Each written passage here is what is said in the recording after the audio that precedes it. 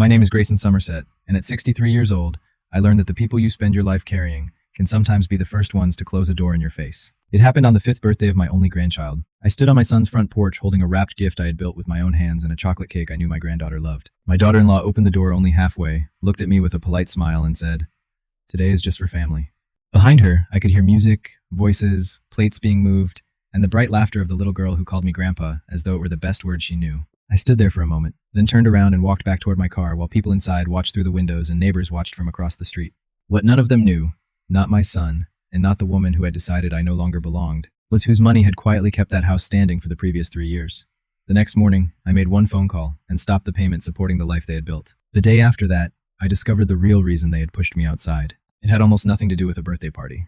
Before I take you back to that porch, I want to tell you how I arrived there. Because a closed door rarely begins with the moment it closes. It begins much earlier, with small changes you excuse because you love the people making them. It begins with missed calls, canceled visits, polite explanations, and little pieces of your place in a family being taken away so gradually that you convince yourself nothing is really wrong. That Saturday in October was only the moment I could no longer pretend. The gift I carried was a wooden dollhouse. I had spent 6 weekends building it in my garage. I measured every wall twice, sanded every edge until it was smooth, painted tiny white window frames, and added little rooms I imagined Lily filling with dolls and stories. I had worked on it late into the evening, sometimes with the old radio playing beside me, sometimes in silence. The cake sat in a white bakery box on the passenger seat of my car. Chocolate with chocolate frosting, exactly the kind Lily always asked for. I had even checked the box twice before leaving home because I wanted everything to be right. When I reached Ethan and Bethany's street, I immediately noticed more cars than I expected. They lined both sides of the road. Some belonged to people I recognized from Bethany's family. Others belonged to neighbors and friends. Bright balloons were tied to the mailbox, moving gently in the autumn wind. Through the front window, I could see colorful streamers, a long table covered with food, and a living room crowded with adults and children. I parked behind a vehicle I did not recognize, lifted the dollhouse carefully from the back seat, balanced the cake in one hand, and walked toward the house. I remember feeling hopeful. I had spent weeks telling myself that Lily's birthday might be the moment everything became normal again. I imagined her running toward me. I imagined placing the dollhouse in front of her and watching her face light up. I imagined Ethan smiling and Bethany remembering that I had never wanted anything from them except to be included in the family I loved. I knocked. Bethany opened the door only halfway. She did not step aside. She kept one hand on the edge of the door and the other against the frame, creating a narrow space between us. Her smile was polite but empty, the kind of smile people give someone selling something they do not intend to buy. "Grayson," she said. "We weren't expecting you." For a second, I thought she was joking. "It's Lily's birthday," I replied. "I brought her something." Her eyes moved briefly toward the dollhouse. "That's kind." She still did not open the door. Then she said, "But today is just for family." I stood there holding that dollhouse against my chest. I must have looked foolish. Behind Bethany, conversations became quieter. People turned their heads. I saw her parents near the dining room. I saw a neighbor from 2 houses away. I saw someone I half recognized from church. Several people looked directly at me, then quickly looked somewhere else, the way people do after they have already accepted a story about someone. Then I saw Lily. She came close to the front window and pressed her face against the glass. The moment she recognized me, her eyes brightened. "Grandpa!" I could not hear the word clearly through the window, but I saw her mouth form it. She lifted one small hand toward me. Before I could wave back, a woman I did not know placed a hand on Lily's shoulder and guided her away from the window. A curtain moved across the glass, and my granddaughter disappeared from view. I did not raise my voice. I have never been a man who solves problems by shouting. I looked at Bethany and said, "Then I will respect that completely." Something changed in her expression. Her smile flickered for a second, almost as though she had expected an argument and felt disappointed that I had not given her one. I placed the dollhouse carefully on the porch step. I did not leave the cake. I do not know why. Maybe carrying it gave my hands something to do. I walked back down the path. Behind me, the front door closed softly. There was no dramatic sound, no final argument, no one calling me back. Just a quiet click that somehow felt more permanent than any loud confrontation could have. When I sat in my car, the cake box rested beside me. Near it was the checkbook I still carried out of habit. I had used checks throughout my working life and never completely adjusted to doing everything through a screen. I looked at that checkbook for a long time. It suddenly felt heavier than paper should feel. I drove home without turning on the radio. By the time I reached my driveway, something inside me had already begun to change, even though I did not yet understand what it was. To understand why that porch hurt as much as it did, I have to tell you about my wife. Margaret and I were married for 34 years. She had a laugh that could fill an entire room. She made ordinary dinners feel important. She set the table as though she expected honored guests, even when it was only the 2 of us eating soup. She remembered birthdays, noticed when people were lonely, and believed there was always room for one more chair. Margaret passed away 3 years before Lily's 5th birthday. After she was gone, our house became quiet in a way I still cannot fully describe. It was not ordinary silence. It felt like the rooms themselves were waiting for someone who would never walk through them again. In the mornings, I sometimes reached across the bed before I was fully awake and found only cold sheets. I would make 2 cups of coffee without thinking, then stand at the counter wondering why I had done it. Lily was 2 years old when Margaret passed. She has Margaret's smile. It begins at one crooked corner of her mouth, then spreads until her whole face joins in. The first time I noticed it, I had to leave the room because the joy and grief arrived together so quickly that I could not breathe. After Margaret's funeral, Ethan sat with me at the kitchen table. He looked exhausted. He and Bethany had bought a house shortly before interest rates climbed. The payment was more than they had expected. They had a new child, medical expenses, repairs, groceries, and all the ordinary bills that seemed small until they arrived together. Ethan never directly asked me for money. He was too proud. But I could see the pressure in his hands. He kept turning his coffee cup around and around without drinking from it. He had done the same thing as a boy whenever he was worried and did not know how to explain why. I offered to help. That was how I did most things. Quietly. I told him I could cover the mortgage for a while, just until he and Bethany found their footing. I told him there would be no lectures and no conditions. I did not want him feeling ashamed every month. I wanted him to understand that a father helps his son when help is needed. I began making the payments during the same month I lost Margaret. Looking back, I think part of me believed that if I could not keep my wife beside me, I could at least keep the rest of my family safe. I could not stop one home from becoming empty, so I tried to protect another. For 3 years, that was what I did. During those years, Lily became the brightest part of my life. I picked her up on Tuesdays. We drove to the pond and fed the ducks. She always threw too much bread in one place and laughed when the ducks crowded together. Sometimes we stopped for ice cream. Sometimes she fell asleep in the car, and I sat in Ethan's driveway for a few extra minutes because I did not want to wake her. She called me Grandpa with complete happiness. I believed I had a permanent place in her life. I believed love, time, and loyalty had created something no one would ever question. I was wrong about several things then. The biggest involved my name, my records, and a document I had almost forgotten. For 3 years, I paid Ethan and Bethany's mortgage. Every month, $1,800 moved directly from my bank account to their lender. The payment went out on the first day of the month, quiet and dependable. I made 36 payments in total. The arrangement began with a conversation at my kitchen table. Bethany was 7 months pregnant. She sat across from me and held both of my hands. Her eyes filled with tears. "Grayson," she said, "I don't know what we would do without you. You're saving us." I told her, family helps family. I meant every word. We never created a contract. That was my decision. I did not want the support to feel like a loan hanging above their heads. I did not want Ethan thinking every visit from me came with an unspoken bill. I wanted the money to feel like love, because love was exactly what it represented. Still, I was a careful man. I had spent decades working as a contractor. I documented payments, expenses, materials, dates, and changes because good records prevented confusion. Every time the mortgage payment left my account, I wrote the same description in the memo section: mortgage assistance. Month after month, the same words appeared. I kept every statement in a folder inside my desk. By the end of 3 years, the folder was thick with records. At the time, I considered the notes an old habit.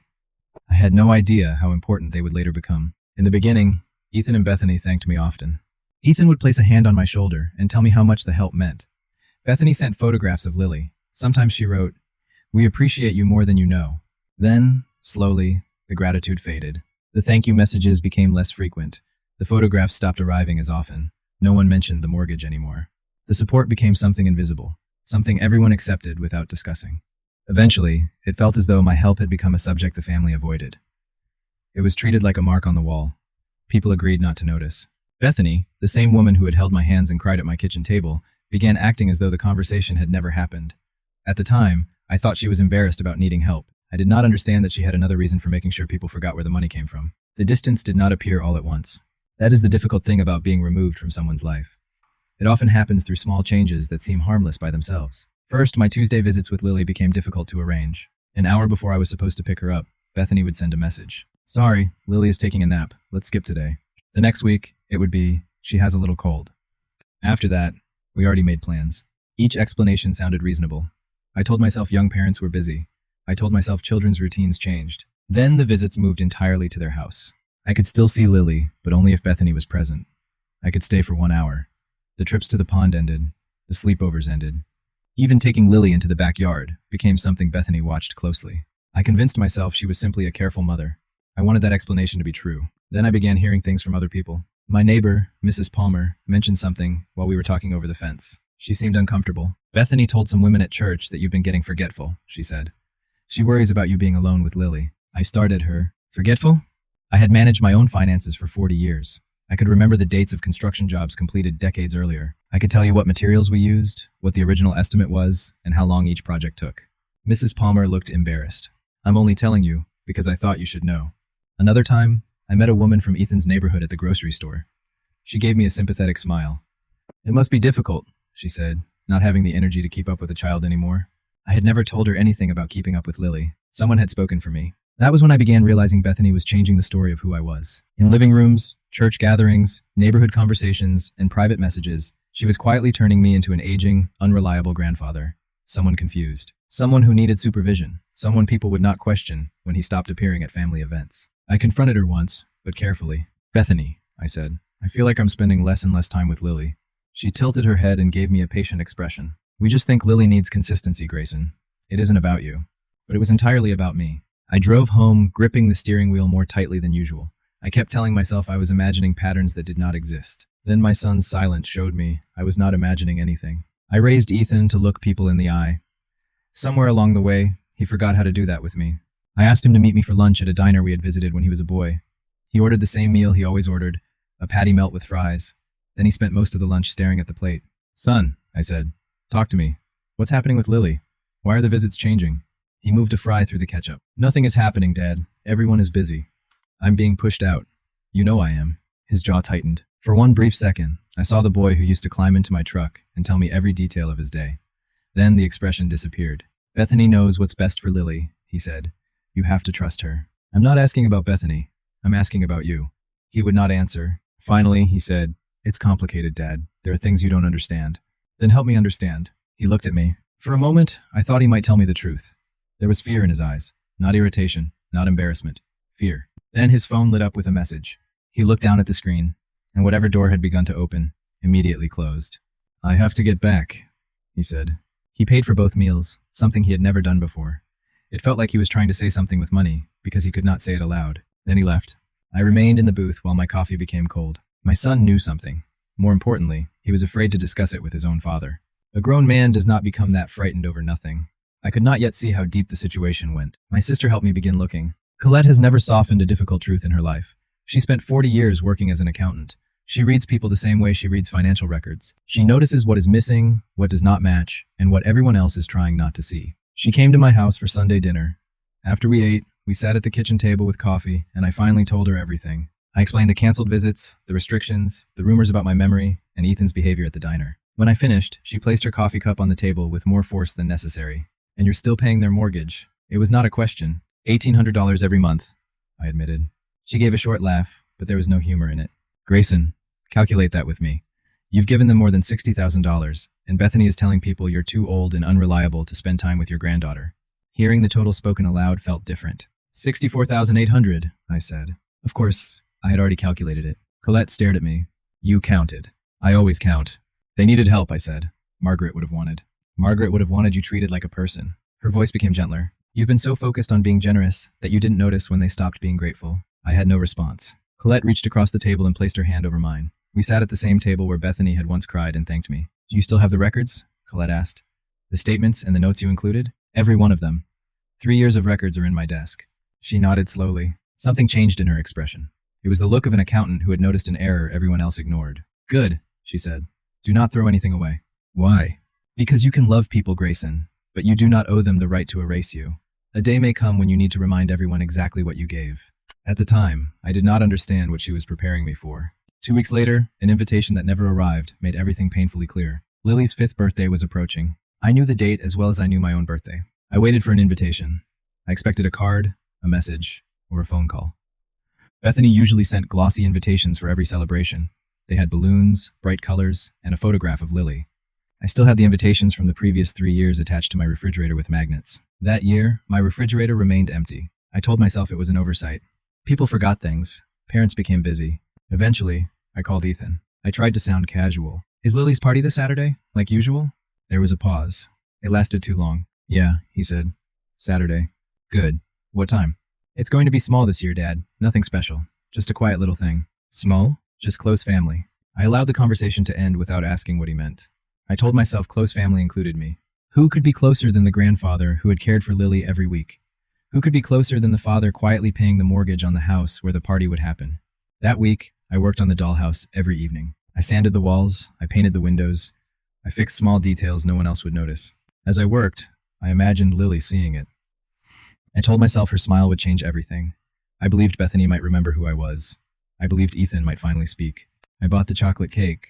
I ironed one of my better shirts. The night before the party, Colette called. "Are they expecting you?" she asked. "I'm Lily's grandfather. I shouldn't need a printed invitation to know where I belong." She remained quiet. "Just prepare yourself," she said. "For what?" "In case they made a decision before telling you." I dismissed the warning. I had carried that family financially for 3 years. I could not imagine any door in that house being closed to me. I should have realized the door itself would become the message. The next morning, I loaded the dollhouse into my vehicle, placed the cake safely beside me, and drove toward the most painful welcome of my life. Now you understand what I carried along that path. You understand the history behind the gift. You understand why hearing "today is just for family" felt like more than a sentence. After Bethany refused to let me enter, I stepped back and looked around more carefully. There were far too many vehicles for the small gathering Ethan had described. At least a dozen cars lined the street. I recognized Bethany's parents' silver sedan. I recognized vehicles belonging to her cousins and aunt. I recognized the neighbor's minivan. Everyone had been invited. Everyone except me. Before Bethany came to the door, I had seen enough through the window to understand what was happening. Her father stood near the head of the dining table, serving food and greeting people as though he were the host. Her mother carried plates through the rooms comfortably. They moved through my son's house as though it belonged to them. Standing there with the cake warming in my hands, I realized I was the only person being treated like an unexpected guest. "Today is just for family," Bethany repeated. The second time, I heard the meaning clearly. It was not an excuse. It was a decision. Behind her, one woman leaned toward another and whispered loudly enough for me to hear. "Poor man. He really shouldn't arrive without being invited." Arrive without being invited. At my granddaughter's birthday. Then I noticed the banner above the dining table. Large glittering letters read, "Happy birthday, Lily." Below those words was another line. From Grandma and Grandpa Bishop. Bishop was Bethany's family name. Her parents, Grandma and Grandpa. The banner made it appear there was only one set. It was as though I had already been removed from the family tree, and someone had painted another name over the empty space. I held the cake more tightly because my hands had begun to shake. I drove home without speaking to anyone. The banner showed me what I had been refusing to understand. When I arrived, I did not turn on the lights. I sat alone at the kitchen table, with the cake still inside its box. The house was silent. Margaret's chair remained empty across from me. Her photograph hung on the wall, catching a little light from outside. I looked at her picture for a long time. "They put someone else's name there, Maggie," I said aloud. I had not spoken to her photograph in months. "Grandma and Grandpa," as though Lily only has one set, as though I'm already gone. The photograph did not answer. It never did. Still, I knew what Margaret would have said. She never allowed me to feel sorry for myself for very long. I sat with the pain. I did not distract myself. I did not turn on the television. I did not call anyone. I allowed myself to see the entire situation. Somewhere during that long night, the grief became something clearer. For 3 years, I had told myself that staying silent meant keeping peace. I believed that if I gave enough, remained patient enough, and avoided conflict long enough, they would eventually welcome me again. I had treated every small hurt as something love required me to swallow. That night, I finally understood. I had not been preserving peace. I had been financing my own disappearance. $1,800 at a time. I was supporting the people who were removing me from the family story. Margaret's passing had already tried to teach me that life was short. The people who matter should know they matter. People who treat you as though you are invisible will continue doing so for exactly as long as you allow it. I was not angry in the way people might imagine. I did not want revenge. I did not want Ethan or Bethany frightened. I wanted clarity. For 3 years, I had made myself smaller, so everyone else could remain comfortable. I no longer wanted to disappear. I looked at Margaret's photograph again. "I understand," I told her. "I know what I have to do." By sunrise, I had made a decision. The first step required one phone call. On Monday morning, I called my bank. My voice remained calm. I had made larger business decisions over smaller cups of coffee. "I would like to cancel a recurring payment," I told the woman. I provided the account information and the mortgage reference number I had memorized after 3 years. "Effective immediately?" she asked. "Yes." She paused. "Are you certain?" "This payment has been active for 3 years." "I'm certain." She processed the request. It took approximately 90 seconds to stop something I had done 36 times. Then I did something important. I did not disappear. I did not allow Ethan and Bethany to discover the change through a missed payment and a frightening notice. I sat at my kitchen table and wrote them a letter. The letter was direct, respectful, and free of bitterness. I explained that I had covered the mortgage for 3 years and would no longer continue under the existing arrangement. I told them I loved them. I told them no one was going to lose the house. I asked all of us to sit down and discuss the situation honestly. I requested a family meeting and explained that I wanted a neutral person present, so everyone would be heard and the conversation would remain fair. I mailed the letter that afternoon. Then I called Colette. "I did it," I said. "Good?" She paused. "How do you feel?" "Like I can breathe." That evening, my mind felt quiet for the first time in months. I believed the hardest part had ended. I was wrong. The next morning, I took the folder of bank statements from my desk because I wanted the numbers organized before the meeting. I spread 3 years of records across my kitchen table. My only intention was to verify the total. But when you place years of information together, patterns become visible. Among my statements was a piece of mail I had received months earlier and set aside. It was a county notice involving a change connected to the property. When it first arrived, I glanced at it and assumed it did not concern me. That morning, I read every line. The house I had supported for 3 years was being placed into a trust arrangement. The names connected to that arrangement were not only Ethan and Bethany. Bethany's parents, Mr. and Mrs. Bishop, were included.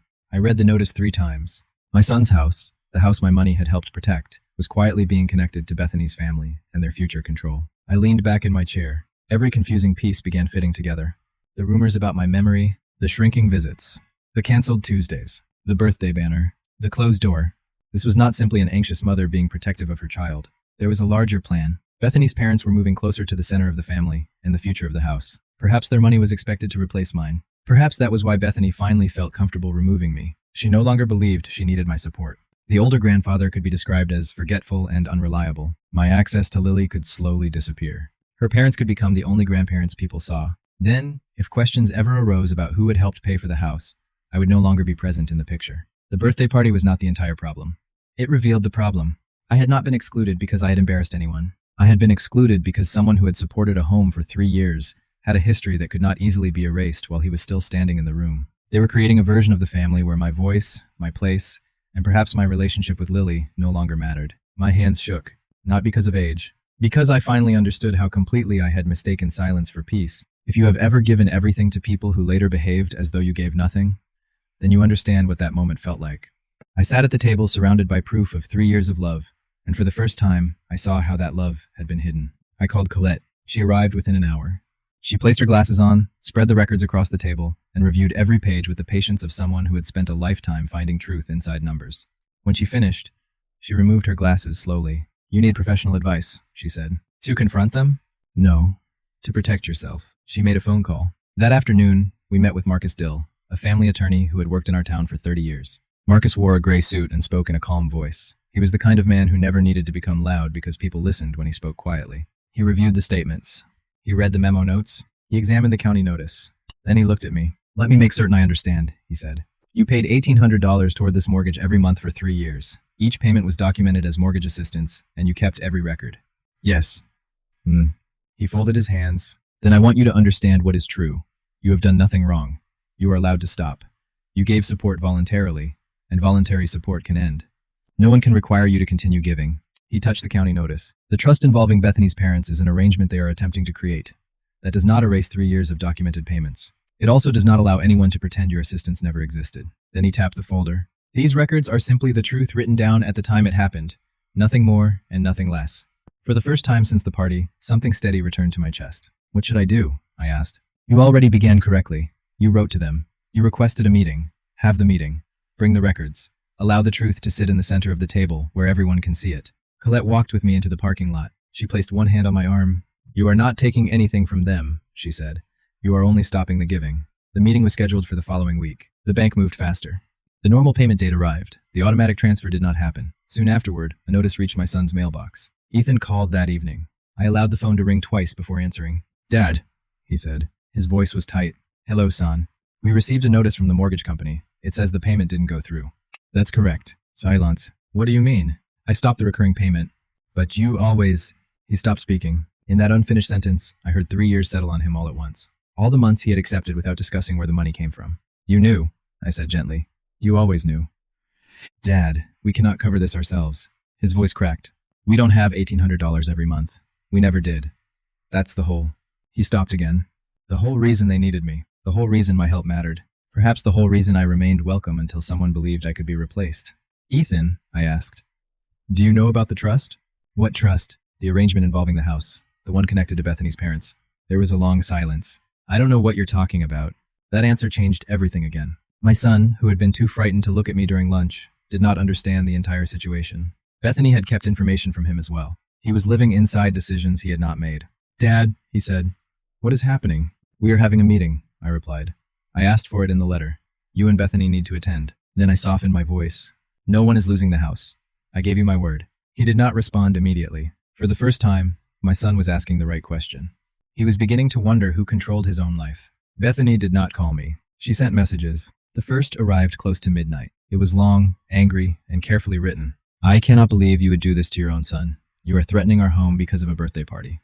This is exactly the behavior we have been worried about. Another message arrived about an hour later. You have used money to control this family for years. We felt trapped. This proves everything. Control. The accusation came from the same person who had reduced my time with Lily, created rules for every visit, spread stories about my memory, and placed her parents' names above mine at a birthday celebration. By morning, I understood those messages were not truly intended to change my mind. They were creating a new story. Mrs. Palmer called me. She sounded uncomfortable. Bethany is telling people you stopped helping because you were angry about the party. She says you are being cruel. The story was already traveling from house to house, in the same way the forgetful grandfather story had traveled. Bethany was skilled at shaping what people believed before they heard another version. One final message arrived that afternoon. So this is who you really are. You would let your own grandchild lose her home. I read the words while standing near my kitchen window. She knew no one was losing the house. I had written that clearly. The accusation was not a genuine fear. It was a trap. She wanted me to become the villain before anyone saw the facts. For a moment, my old instinct returned. I wanted to apologize. I wanted to explain every detail. I wanted to make the accusations stop, even if doing so required me to become invisible again. Then I remembered Margaret. I remembered Lily's face against the window. I remembered 36 statements covering my kitchen table. I placed the phone down. A few minutes later, I picked it up and wrote one message to both Ethan and Bethany. I love both of you, and I love Lily more than my own life. No one is losing the house. I said that from the beginning, and I mean it. But I will not be erased, and I will not accept being called cruel for setting a limit. We will discuss this together with someone present to keep the conversation fair. That offer remains open. I sent the message. Then, I stopped responding. Bethany sent 3 more messages that night. I read them. I did not answer. There is a kind of strength I did not understand when I was younger. It is the strength to allow someone to be wrong about you without immediately sacrificing yourself to change their opinion. Mrs. Palmer called again. You're being very quiet, Grayson, she said. People are talking. Let them talk. Doesn't it bother you? The truth doesn't need to shout. Colette brought dinner. She noticed I no longer reached for my phone every time it made a sound. She smiled. There he is, she said. There's my brother. I keep wanting to explain myself, I admitted. I want everyone to understand I'm not the person Bethany describes. You do not owe anyone a defense before they hear the facts, Colette replied. Let the meeting speak. Let the records speak. That night, I slept better than I had in months. I finally understood something that had taken me 3 years to learn. I could love my family completely without agreeing to disappear for them. No one needed to lose a home. No one needed to lose dignity either. Both things could be true. The meeting was 3 days away. Before it happened, someone unexpected made certain Lily's voice would enter the room with me. On the morning of the meeting, Colette arrived early carrying coffee. She wore her sharpest blazer, as though she were preparing for an audit. Are you ready? She asked. No, I answered honestly, but I'm going. We placed my folder on the kitchen counter. Marcus's assistant had organized the records into a simple summary. Dates, amounts, descriptions, no accusation, no emotional language, only numbers and facts. Then the doorbell rang. Ethan stood outside alone. He looked exhausted. His eyes were tired, and he struggled to meet mine. He held a folded piece of paper. Lily made this, he said. She's been asking where you went. I opened the paper carefully. It was a child's drawing. There was a tall house with a gray roof, a yard, and a fence. 2 people stood in front. One was tall, one was small. They held hands. Above them, written in uneven purple letters, were the words, Grandpa's house. I sat down. Colette placed one hand on my shoulder. Children understand more than adults realize, she said quietly. Lily did not know anything about mortgages, trusts, bank records, or birthday banners. But inside her 5-year-old heart, she understood where she felt loved. She knew who had made a home for her. Ethan watched me study the drawing. Something in his expression began to break. Dad, Not now, I said gently. Say what you need to say at the meeting, where everyone can hear you. He nodded. Then he swallowed, turned around, and left. I folded the drawing and placed it inside the pocket over my heart. I could feel the paper there as Colette and I drove to Marcus's office. My hands remained steady on the steering wheel. One folder, one drawing, one truth. All of it would soon sit in the same room. We met at Marcus's office because he believed neutral ground mattered. He was correct. Everyone had arrived before us. Ethan sat near the end of the table. His face looked pale. Bethany sat beside him. She was composed and dressed as though she were attending an important church service. Her parents sat close to her. The 3 of them formed a wall. Bethany began speaking before anyone else. I want everyone to understand how painful this has been, she said. Her voice trembled at exactly the right moments. We established one boundary involving our daughter's birthday. Grayson responded by punishing us. He threatened our home. Her mother placed a comforting hand over hers. Her father nodded. Grayson has controlled us through money for years, Bethany continued. We finally stood up for ourselves, and this is what happened. It was convincing. I admit that hearing it hurt. I watched her describe herself as someone harmed by my generosity. I watched her parents believe her. For several moments, the entire room seemed to move toward her version of events. Marcus allowed her to finish. He did not interrupt. He waited until the room became quiet. Then, he folded his hands. Mrs. Somerset, he said calmly, you stated that Mr. Somerset controlled your family through money. Yes. I would like to ask a simple question, so everyone is working from the same information. Bethany lifted her chin. Of course. What money? She blinked. What? You referenced money Mr. Somerset used to control you. I would like to understand exactly what money you mean. He gestured toward her parents. Especially because your parents appear connected to recent decisions involving the property. Bethany looked toward her mother and father. For the first time since she cried at my kitchen table 3 years earlier, I saw uncertainty in her face. Her parents were watching. They were waiting for an explanation. Bethany suddenly understood she had brought the subject into a room where she could no longer control who heard the answer. Marcus opened my folder. He placed the bank statements on the table. He did not throw them. He arranged them in neat stacks. 1 year, then another, then the third. These are Mr. Somerset's records, Marcus explained. They document every monthly mortgage payment he made during the last 3 years. There are 36 payments. Each payment was described at the time as mortgage assistance. He moved the summary toward Bethany's parents. The documented total is $64,800. The room became completely still. Bethany's father leaned closer. He placed his glasses on and read the page. I watched his expression change. First certainty, then confusion, then shock. Bethany, he said slowly. What is this? Dad, it's not. You told us you and Ethan were managing. His voice became rough. You told us you had handled everything yourselves. You said we should be proud. Bethany's mother became pale. You told us the house was yours because you worked for it. You never mentioned Grayson's payments. She looked toward me. Then she looked at her daughter. You allowed us to believe he had nothing to do with it. Bethany's composure broke. I asked him for help, she said sharply. No one spoke. We were struggling. I sat at his kitchen table and asked him, is that what everyone wants to hear? Her words filled the room. She had admitted the conversation she spent 3 years hiding. She admitted it in front of her parents. She admitted it in front of Ethan. Her mother leaned back, as though the truth had physically moved her. Ethan stared at Bethany. I said nothing. I promised myself I would not celebrate her embarrassment. I did not need to. The truth rested on the table in her own voice. But another truth remained. The reason behind the closed door. Marcus placed the county notice beside the statements. There is another matter, he said. A recent arrangement appears intended to place the property into a trust. The named individuals include Mr. and Mrs. Bishop. Ethan turned toward Bethany. A trust? She did not answer. What is he talking about? Still nothing. I don't know anything about a trust, Ethan said. He looked around the room. This is my house. My name is on the mortgage. When did this happen? His voice became louder, not because he wanted a confrontation, but because he was realizing decisions about his future had been made without him. Bethany's mother spoke. She came to us, she said quietly. Bethany said you both wanted to protect the property and keep it connected to the family. She looked deeply uncomfortable.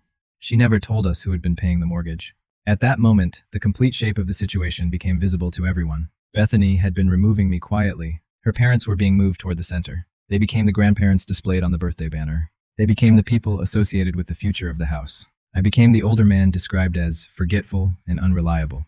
Someone whose visits could be reduced. Someone who could be left outside. Eventually, perhaps someone who could disappear from Lily's life without anyone asking difficult questions. The party had never been only about a birthday. I looked at Bethany. I did not feel victory. I felt tired and sad. You did not exclude me from one party, I said. It was the first time I had spoken in several minutes. Everyone became quiet. You were trying to remove me from Lily's life, and you were using the life my money supported while you did it.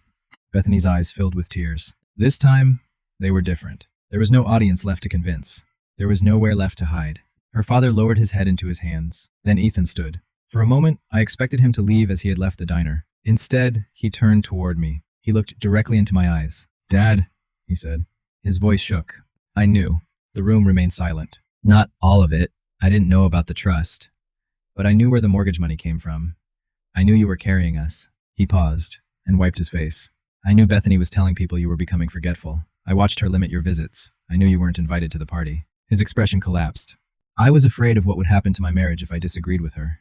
I let that fear damage my relationship with my father. His voice became stronger. I'm not doing that anymore. I could barely speak. I should have stood up the first time she said the party was only for family, he continued. I should have opened the door and brought you inside. He shook his head. You spent weeks building Lily a dollhouse. You never did anything except help us and love us. He wiped his eyes with the back of his hand, exactly as he had when he was 6 years old. I'm sorry, Dad. He said it in front of everyone. I'm sorry. Bethany reached toward his arm. Ethan. No. He did not shout. He spoke firmly and quietly, the way I tried to teach him when he was young. No more, Beth. Whatever is broken between us, we will address it honestly. It begins with the truth in this room. Her parents remained silent. There was nothing left for them to defend. I stood and placed my hand on Ethan's shoulder. It was the same shoulder I used to lift onto my back when we walked home from the pond. "I forgive you," I said. "I always would have. That is what a father does." Then my grown son cried against my shoulder. I held him. Forgiveness did not mean returning to the old arrangement. When we sat again, the room felt different. The truth had made it quieter. I folded my hands. "Here is what will happen," I said. "I want everyone, including Mr. and Mrs. Bishop, to hear it." They looked toward me. "No one is losing the house." I gave Ethan my word, and I keep my word. I allowed the sentence to settle. But my support was never intended to become a tool for anyone. I will not allow my generosity to be hidden or used while I am removed from my granddaughter's life. I looked at Bethany. I was not angry. I was setting a limit. "I am willing to continue helping temporarily, but everything will be open from now on. The agreement will be written. It will include a clear end date and a plan for Ethan and Bethany to take responsibility for the mortgage themselves." Marcus nodded. "I will help long enough for you to become stable," I continued. "Not forever. Long enough for everyone to stand honestly." Then I touched the trust document. The trust arrangement will be reversed. Ethan's house returns to Ethan and Bethany. Whatever decisions you make later can be discussed openly, but nothing will be built on hiding who contributed. I paused. "And Lily." My voice caught briefly when I said her name. "Lily will never be used as a bargaining tool again. My relationship with her is not a reward anyone gives when I remain silent. It is not something removed when I establish a boundary. That ends today." Bethany stared at the table. "If you refuse," I added, "then I stop all financial support and you assume the mortgage yourselves." I said it without anger. That is not a threat. It is simply what I am no longer willing to finance. The room remained silent. Then Bethany's father spoke. "He is being more than fair," he said. His voice sounded tired. "More than fair." Bethany knew he was right. Inside my jacket, Lily's drawing rested over my heart. I already possessed the only proof that truly mattered. My granddaughter still loved me. Things changed after that meeting. Not instantly. Real change rarely happens in one day. But slowly, the family moved in another direction. The trust arrangement was reversed within a month. Marcus handled everything carefully and without unnecessary conflict. The bishops signed the documents. I believe Bethany's father felt relieved to leave an arrangement he had never fully understood. The property remained with Ethan and Bethany, where it belonged. We created a written financial agreement. Marcus prepared it. The four of us reviewed it together. I agreed to help for 18 additional months. The amount would gradually decrease while Ethan and Bethany built a budget and assumed larger portions of the mortgage. Every condition was written clearly. The agreement had dates. It had signatures. There would be no more informal promises at a kitchen table. There would be no more silence someone could later rewrite. Bethany returned to part-time work.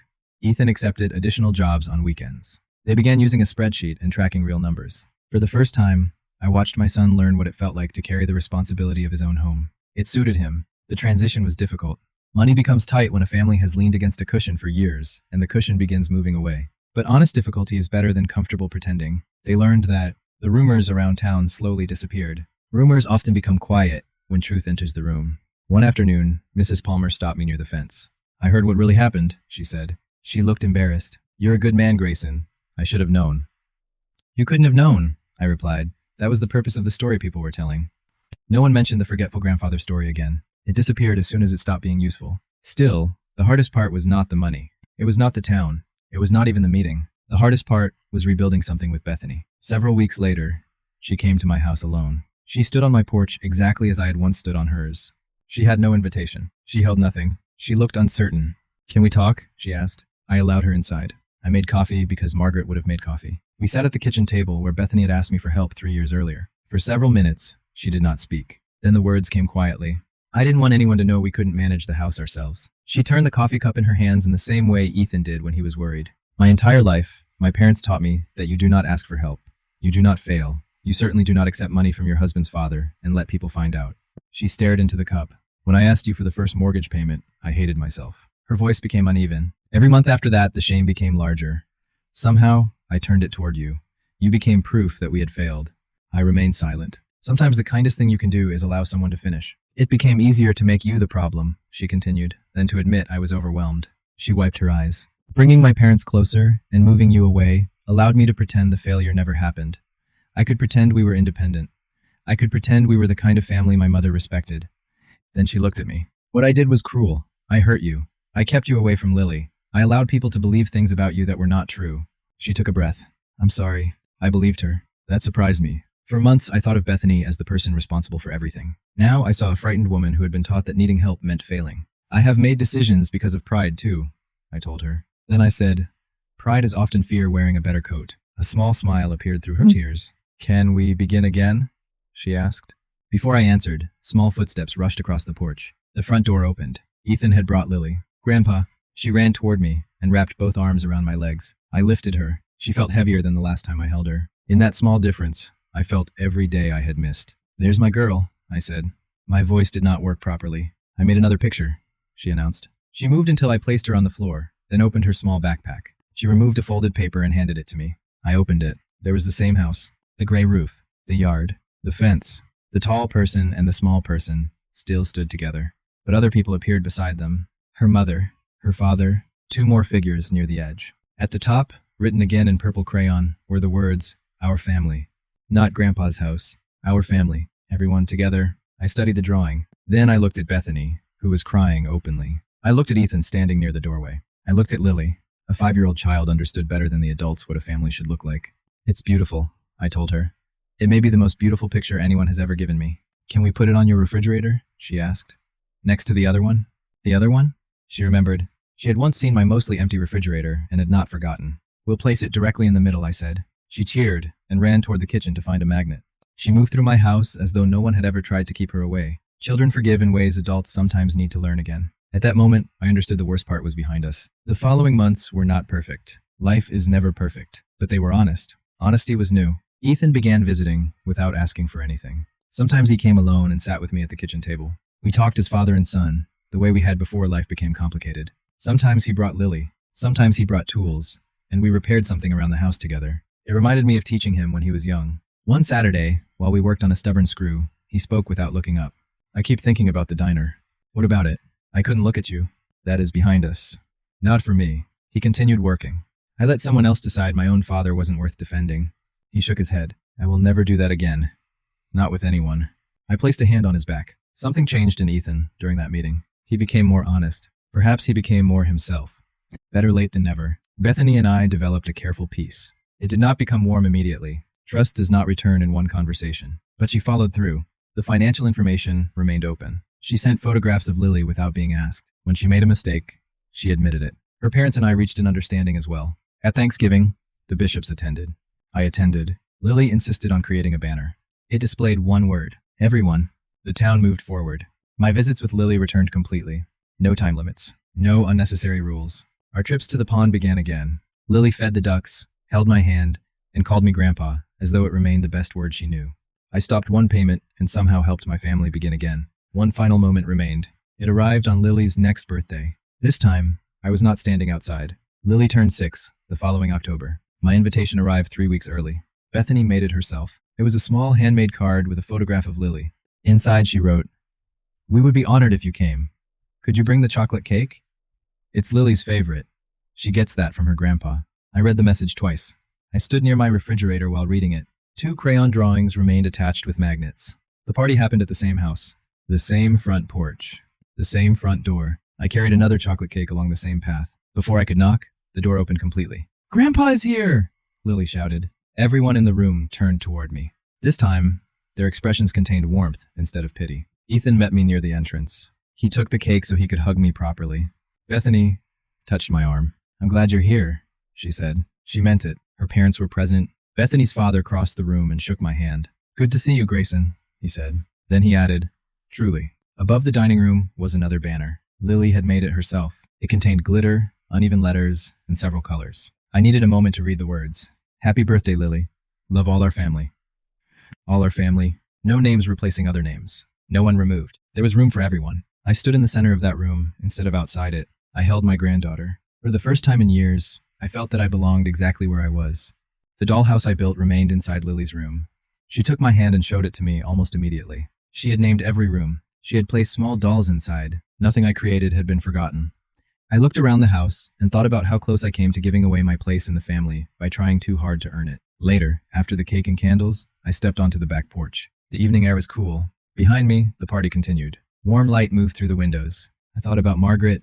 I always thought about her during moments she would have loved. I imagined her standing beside me. I knew what she would say. She would take my hand. She would tell me she was proud. Not because I stopped a payment.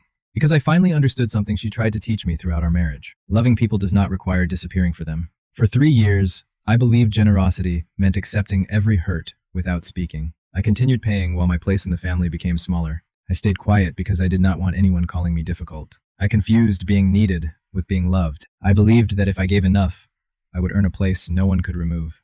But no one should have to earn a place in their own family by becoming invisible. Sometimes you claim that place gently. Sometimes you claim it firmly. You refuse to be treated as though you do not exist. When I created a boundary, I did not lose my family.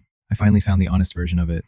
A family built on truth instead of silence. If you remember one thing from my story, remember this. Kindness is not a debt you must pay forever. You can give with an open heart and still protect your dignity. I never stopped loving Ethan. I never stopped loving Bethany. I never stopped loving Lily.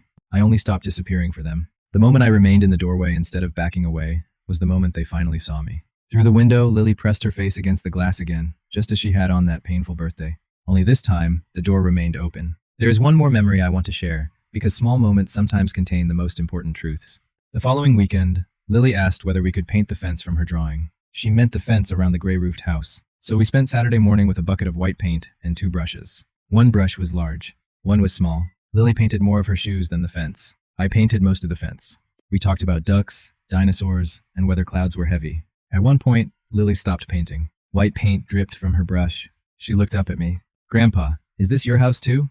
I thought about the records. I thought about the trust. I thought about the 36 payments. I thought about the birthday party. Then I thought about what a home truly was. "It's our house, sweetheart," I told her. "Wherever you are, that feels like home to me." She smiled. Margaret's crooked smile appeared across her face. Then she returned to painting her shoes. My name had existed in the financial records for years. But that morning, while painting beside a 6-year-old, I understood my place had always been written somewhere more important. It was inside her drawings. It was inside the way she reached for my hand. It was inside the way she said grandpa, as though it were the best word she knew. Some things cannot be painted over. Some relationships remain beneath every story people try to create. If my experience means something to you, remember that setting a boundary does not always mean ending love. Sometimes it gives love the honesty it needs to survive. I spent years believing silence protected my family. In reality, silence allowed resentment, fear, and pride to grow. Speaking calmly changed everything. The truth did not remove anyone from my life. It gave all of us a chance to return honestly. I still keep Lily's drawings on my refrigerator. The first says, Grandpa's house. The second says, our family. I keep both because they remind me of 2 truths. The first reminds me that love creates a home. The second reminds me that a family becomes stronger when no one must disappear to make room for someone else. I never wanted repayment for the money. I never wanted praise. I wanted a place at the table. I wanted to hear my granddaughter laugh.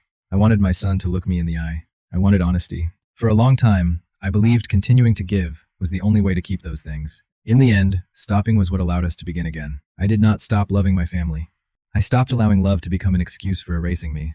And when I finally stood up for my place with calmness, truth, and dignity, the door that had once closed in my face opened wide enough for all of us.